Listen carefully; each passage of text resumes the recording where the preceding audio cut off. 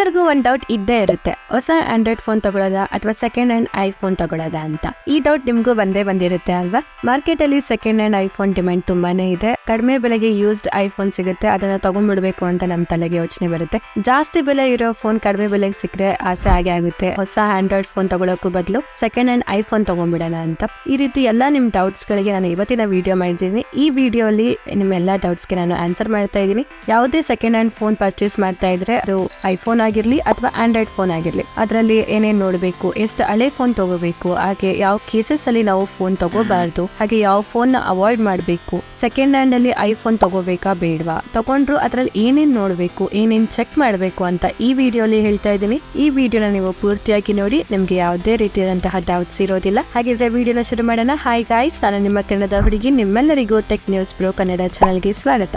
ಮೊದಲನೇದಾಗಿ ನಾವು ಮಾತಾಡೋದಾದ್ರೆ ಸೆಕೆಂಡ್ ಹ್ಯಾಂಡ್ ಫೋನ್ಸ್ ನ ಯಾಕೆ ತಗೋಬಾರ್ದು ಅಂತ. ಈಗ 2 years ಬ್ಯಾಕ್ ಚೆನ್ನಾಗಿರೋ ಸೆಕೆಂಡ್ ಹ್ಯಾಂಡ್ ಫೋನ್ಸ್ ಗಳು ಅಂಡರ್ 20,000 ಅಲ್ಲಿ ನಮ್ಗೆ ಸಿಗ್ತಾ ಇತ್ತು. ಆದ್ರೆ ಈಗ 30,000 ಒಳಗೂ ಕೂಡ ಚೆನ್ನಾಗಿರೋ ಫೋನ್ಸ್ ಗಳು ಸಿಗ್ತಾ ಇಲ್ಲ. ಮುಂದೆ ಬರೋ ವರ್ಷಗಳಲ್ಲಿ ಇದ್ರ ಬೆಲೆ ಇನ್ನೂ ಜಾಸ್ತಿ ಆಗುತ್ತೆ. ಸೆಕೆಂಡ್ ಹ್ಯಾಂಡ್ ಫೋನ್ ನ ಯಾಕೆ ತಗೋಬಾರ್ದು ಅಂದ್ರೆ, ಮೊದಲನೇದಾಗಿ ಮೊಬೈಲ್ ಫೋನ್ ಒಳಗೆ ಬ್ಯಾಟ್ರಿ ತುಂಬಾ ಇಂಪಾರ್ಟೆಂಟ್ ಫ್ಯಾಕ್ಟರ್ ಇರುತ್ತೆ. ಈ ಬ್ಯಾಟ್ರಿನ ಲಾಂಗ್ ಟೈಮ್ ವರ್ಗು ಯೂಸ್ ಮಾಡಿದ್ರೆ ಅದ್ರ ಒಳಗಡೆ ಡಿಗ್ರೇಡೇಷನ್ ಆಗುತ್ತೆ. ಐಫೋನ್ ಗಳಲ್ಲಿ ಬ್ಯಾಟ್ರಿ ಹೆಲ್ತ್ ಗೊತ್ತಾಗುತ್ತೆ. ಐಫೋನ್ ಗಳಲ್ಲಿ ಈಗ 90% ಗಿಂತ ಕಡಿಮೆ ಬ್ಯಾಟ್ರಿ ಹೆಲ್ತ್ ಇದೆ, ಬ್ಯಾಟ್ರಿ ಲೈಫ್ ಕಡಿಮೆ ಇದೆ, ಜೊತೆಗೆ ಪರ್ಫಾರ್ಮೆನ್ಸ್ ಮೇಲೆ ಅದು ಇಂಪ್ಯಾಕ್ಟ್ ಆಗುತ್ತೆ. ಬ್ಯಾಟ್ರಿ ಪರ್ಸೆಂಟೇಜ್ ಕಡಿಮೆ ಆದಷ್ಟು ಪರ್ಫಾರ್ಮೆನ್ಸ್ ಕಡಿಮೆ ಆಗುತ್ತೆ. ಆಂಡ್ರಾಯ್ಡ್ ಫೋನ್ಸ್ ಗಳಲ್ಲಿ ಫಾಸ್ಟ್ ಚಾರ್ಜಿಂಗ್ ಇರುತ್ತೆ. ಫಾಸ್ಟ್ ಚಾರ್ಜಿಂಗ್ ನ ಲಾಂಗ್ ಟೈಮ್ ವರೆಗೂ ಯೂಸ್ ಮಾಡಿದ್ರೆ ಬ್ಯಾಟ್ರಿಯಲ್ಲಿ ಡಿಗ್ರೇಡೇಷನ್, ಆಮೇಲೆ ಬ್ಯಾಟ್ರಿ ಬ್ಯಾಕಪ್ ಕಡಿಮೆ ಆಗುತ್ತೆ. ಇದು ಮೇನ್ ಪಾಯಿಂಟ್ ಅಂತ ಹೇಳ್ಬೋದು. ಸೆಕೆಂಡ್ ಹ್ಯಾಂಡ್ ಫೋನ್ ಪರ್ಚೇಸ್ ಮಾಡ್ಬೇಕಾದ್ರೆ ನೀವು ಇದನ್ನ ನೋಡ್ಲೇಬೇಕು. ಎರಡನೇದಾಗಿ ನಾವು ಮಾತಾಡೋದಾದ್ರೆ ಫೋನ್ ಅಥವಾ ಐಫೋನ್ ಕದ್ದಿರೋದ ಇಲ್ವಾ ಅಂತ. ಈಗ ಎಷ್ಟೊಂದ್ ಸತಿ ಫೋನ್ಸ್ ಗಳನ್ನ ಕಳ್ತನ ಮಾಡ್ಕೊಂಡ್ ಬಂದು ಕಡಿಮೆ ಬೆಲೆಗೆ ಸೆಕೆಂಡ್ ಹ್ಯಾಂಡ್ ಮಾರ್ಕೆಟ್ ಅಲ್ಲಿ ಸೇಲ್ ಮಾಡ್ತಾ ಇರ್ತಾರೆ. ಇದರಿಂದ ತುಂಬಾ ಹುಷಾರಾಗಿರ್ಬೇಕು. ಸೆಕೆಂಡ್ ಹ್ಯಾಂಡ್ ಐಫೋನ್ ಪರ್ಚೇಸ್ ಮಾಡುವಾಗ ಅನ್ನೋನ್ ಪರ್ಸನ್ ಹತ್ರ ತಗೊಳ್ಳೋದಕ್ಕಿಂತ ಗೊತ್ತಿರೋರ ಹತ್ರ ನೀವು ಪರ್ಚೇಸ್ ಮಾಡಿ,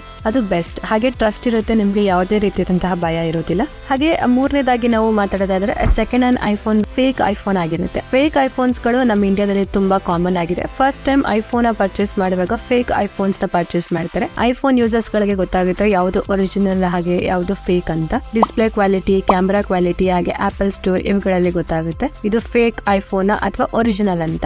ಆದಷ್ಟು ಸೆಕೆಂಡ್ ಹ್ಯಾಂಡ್ ಐಫೋನ್ ಪರ್ಚೇಸ್ ಮಾಡೋದನ್ನ ಅವಾಯ್ಡ್ ಮಾಡಿ, ಆ ಅಮೌಂಟ್ ಅಲ್ಲೇ ಆಂಡ್ರಾಯ್ಡ್ ಫೋನ್ ಪರ್ಚೇಸ್ ಮಾಡಿ. ಇಲ್ಲ ನಿಮ್ಗೆ ಐಫೋನ್ ಬೇಕೇ ಬೇಕು ಅಂತ ಡಿಸೈಡ್ ಮಾಡಿದ್ರೆ ತಗೊಳ್ಳೋಕ್ಕೂ ಮುಂಚೆ ಏನೇನ್ ನೋಡ್ಬೇಕು ಅಂತಂದ್ರೆ, ಫಸ್ಟ್ ಪಾಯಿಂಟ್, ಸೆಕೆಂಡ್ಸ್ ಅಲ್ಲಿ ನೀವು ಐಫೋನ್ ಪರ್ಚೇಸ್ ಮಾಡ್ಬೇಕಾದ್ರೆ ಫೋನ್ ಜೊತೆಗೆ ಬಾಕ್ಸ್, ಕೇಬಲ್ ಹಾಗೆ ಬಿಲ್ ಕೊಟ್ರೆ ತುಂಬಾ ಒಳ್ಳೆ ವಿಷಯ. ಆ ಫೋನ್ ಸೆಟ್ಟಿಂಗ್ಸ್ ಅಲ್ಲಿ ಹೋಗಿ, ಜನರಲ್ ಗೆ ಹೋಗಿ, ಅಬೌಟ್ ಅಲ್ಲಿ ಹೋಗಿ ಸೀರಿಯಲ್ ನಂಬರ್ ನ ಚೆಕ್ ಮಾಡಿ. ಆ ಬಾಕ್ಸ್ ಮೇಲೆ ಇರೋ ಸೀರಿಯಲ್ ನಂಬರ್, ಆ ಫೋನ್ ಅಲ್ಲಿ ಶೋ ಆಗ್ತಿರೋ ಸೀರಿಯಲ್ ನಂಬರ್ ಎರಡು ಮ್ಯಾಚ್ ಮಾಡಿ. ಯಾಕಂದ್ರೆ ಫ್ರಾಡ್ ಮಾಡೋರು ಫೋನ್ ನೇ ಬೇರೆ ಕೊಡ್ತಾರೆ, ಬಾಕ್ಸ್ ನೇ ಬೇರೆ ಕೊಡ್ತಾರೆ. ಇದನ್ನ ನೀವು ಚೆಕ್ ಮಾಡಿ, ನೀವು ನೋಡಿ ಆ ಬಾಕ್ಸ್ ಅಲ್ಲಿ, ಆ ಫೋನ್ ಅಲ್ಲಿ ಶೋ ಆಗ್ತಿರೋದು ಎರಡು ಸೀರಿಯಲ್ ನಂಬರ್ ಸೇಮ್ ಇದೆಯಾ ಅಂತ. ಇದರಿಂದ ನಿಮ್ಗೂ ಕನ್ಫರ್ಮ್ ಆಗುತ್ತೆ ಅದೆರಡು ಸೇಮ್ ಅಂತ. ಹಾಗೆ ಕನ್ಫರ್ಮ್ ಆದ್ಮೇಲೆ ಸೆಕೆಂಡ್ ಪಾಯಿಂಟ್, ಇದರ ಸೀರಿಯಲ್ ನಂಬರ್ ನ ಕಾಪಿ ಮಾಡಬೇಕು. ಮಾಡಿದ್ಮೇಲೆ ಕ್ರೋಮ್ ಗೆ ಹೋಗಿ ಆಪಲ್ ವ್ಯಾರಂಟಿ ಅಂತ ನೀವು ಸರ್ಚ್ ಮಾಡಿ, ಫಸ್ಟ್ ಲಿಂಕ್ ಮೇಲೆ ಕ್ಲಿಕ್ ಮಾಡಿ. ಆಮೇಲೆ ಆ ಸೀರಿಯಲ್ ನಂಬರ್ ನ ಹಾಕ್ಬೇಕು, ಕೆಳಗೆ ಕ್ಯಾಪ್ಚಾ ಹಾಕ್ಬೇಕು. ಚೆಕ್ ವ್ಯಾರಂಟಿ ಮೇಲೆ ಕ್ಲಿಕ್ ಮಾಡಿದ್ರೆ ಅಲ್ಲಿ ಈ ಐಫೋನ್ ನ ಡೀಟೇಲ್ಸ್ ಬರುತ್ತೆ. ಇನ್ನು ಎಷ್ಟು ವ್ಯಾರಂಟಿ ಇದೆ ಅಂತ ತೋರಿಸುತ್ತೆ. ಈ ಫೋನ್ ವ್ಯಾಲಿಡ್ ಆಗಿ ಪರ್ಚೇಸ್ ಮಾಡಿದಾರಾ ಇಲ್ವಾ ಅಂತಾನು ತೋರಿಸುತ್ತೆ. ಅದ್ರ ಜೊತೆಗೆ ಆ ಫೋನ್ ಒರಿಜಿನಲ್ ಅಥವಾ ಇಲ್ವಾ ಅಂತ ತೋರಿಸುತ್ತೆ. ಹಾಗೆ ಇದು ತುಂಬಾ ಇಂಪಾರ್ಟೆಂಟ್ ಎಲಿಮೆಂಟ್ ಆಗಿದೆ, ನೀವು ಫಸ್ಟ್ ಇದನ್ನ ಚೆಕ್ ಮಾಡಲೇಬೇಕು. Next third point, IMEI number. ನೀವು ಸಿಂಪ್ಲಿ ಅಬೌಟ್ ಅಲ್ಲಿ ಹೋಗಿ IMEI ನಂಬರ್ ನ ಕಾಪಿ ಮಾಡಿ, IMEI24.com ವೆಬ್ಸೈಟ್ ಗೆ ಹೋಗಿ IMEI ನಂಬರ್ ನ ಪೇಸ್ಟ್ ಮಾಡಿ. ಆ ಐಫೋನ್ ನ ಫುಲ್ ಡೀಟೇಲ್ಸ್ ಬರುತ್ತೆ.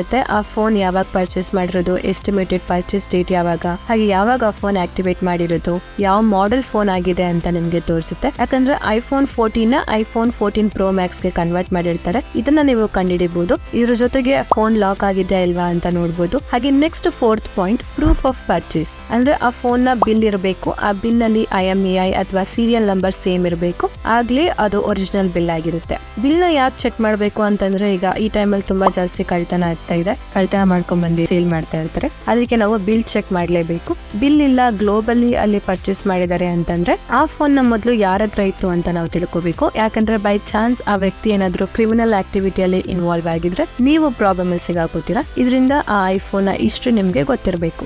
ಇದನ್ನೆಲ್ಲ ಚೆಕ್ ಮಾಡಿ ಆದ್ಮೇಲೆ ಫಿಫ್ತ್ ಪಾಯಿಂಟ್ ಅದನ್ನ ಫಿಸಿಕಲಿ ಆಗಿ ಚೆಕ್ ಮಾಡೋದು. ಮೊದಲನೇದಾಗಿ ಆ ಫೋನ್ ನ 4 ಸೈಡ್ ನೋಡ್ಬೇಕು, ಯಾವ್ದಾದ್ರು ಸ್ಕ್ರಾಚ್ ಇದೆಯಾ ಇಲ್ವಾ ಅಂತ, ಹಾಗೆ ಡೆಂಟ್ಸ್ ಆಗಿದ್ಯಾ ಅಂತ ಚೆಕ್ ಮಾಡ್ಬೇಕು. ಯಾಕಂದ್ರೆ ಒಂದು ಸಣ್ಣ ಡೆಂಟ್ ಆಗಿದ್ರೆ ಇಂಟರ್ನಲಿ ಡ್ಯಾಮೇಜ್ ಆಗಿರುತ್ತೆ, ಸಣ್ಣ ಪುಟ್ಟ ಸ್ಕ್ರಾಚಸ್ ಇದ್ರೆ ಪರವಾಗಿಲ್ಲ, ಜಾಸ್ತಿ ಸ್ಕ್ರಾಚಸ್ ಇದ್ರೆ ಮುಂದೆ ಪ್ರಾಬ್ಲಮ್ ಬರ್ಬೋದು. ಇದನ್ನೆಲ್ಲ 4 ಕಡೆ ನೀವು ಪ್ರೆಸ್ ಮಾಡಿ ನೋಡ್ಬೇಕು. ಅದರ ಡಿಸ್ಪ್ಲೇ ಚೇಂಜ್ ಆಗಿದ್ರೆ ಯಾವ್ದಾದ್ರು ಕಾರ್ನರ್ ಅಲ್ಲಿ ನೀವು ನೋಡಿದ್ರೆ ಅದು ಪ್ರೆಸ್ ಆಗ್ತಾ ಇರುತ್ತೆ. ಇದರಿಂದ ಏನು ಗೊತ್ತಾಗಿಲ್ಲ ಅಂತಂದ್ರೆ ಸೆಟ್ಟಿಂಗ್ಸ್ ಅಲ್ಲಿ ಹೋಗಿ ಆಮೇಲೆ ಜನರಲ್ ಗೆ ಹೋಗಿ ಅಬೌಟ್ ಮೇಲೆ ಕ್ಲಿಕ್ ಮಾಡಿ, ಅಲ್ಲಿ ಲಿಮಿಟೆಡ್ ವಾರಂಟಿ ಆಪ್ಷನ್ಸ್ ಕಾಣಿಸುತ್ತೆ, ಅದ್ರ ಮೇಲೆ ಕ್ಲಿಕ್ ಮಾಡಿ. ಹಾಗೆ ಆ ಫೋನ್ ನ ಫುಲ್ ಇನ್ಫಾರ್ಮೇಶನ್ ಬರುತ್ತೆ. ಅದರ ಡಿಸ್ಪ್ಲೇ ಚೇಂಜ್ ಆಗಿದೆಯಾ ಅಥವಾ ಕ್ಯಾಮ್ರಾ ಚೇಂಜ್ ಆಗಿದೆಯಾ ಅಥವಾ ಬ್ಯಾಟ್ರಿ ಚೇಂಜ್ ಆಗಿದೆಯಾ ಅಂತ ನೀವು ನೋಡಬಹುದು. ಆ ಫೋನ್ ಅಲ್ಲಿ ಡಿಸ್ಪ್ಲೇ ಕ್ಯಾಮ್ರಾ ಚೇಂಜ್ ಮಾಡಿದ್ರೆ ಈಸಿಯಾಗಿ ಗೊತ್ತಾಗುತ್ತೆ. ಹಾಗೆ ಆಪಲ್ ಸ್ಟೋರ್ ಇಂದಾನೆ ಚೇಂಜ್ ಮಾಡಿಸಿದ್ರೆ ಅದನ್ನು ಗೊತ್ತಾಗುತ್ತೆ. ಥರ್ಡ್ ಪಾರ್ಟಿಯಿಂದ ಚೇಂಜ್ ಮಾಡಿಸಿದ್ರೆ ಅನ್ನೋನ್ ಅಂತ ಶೋ ಆಗುತ್ತೆ.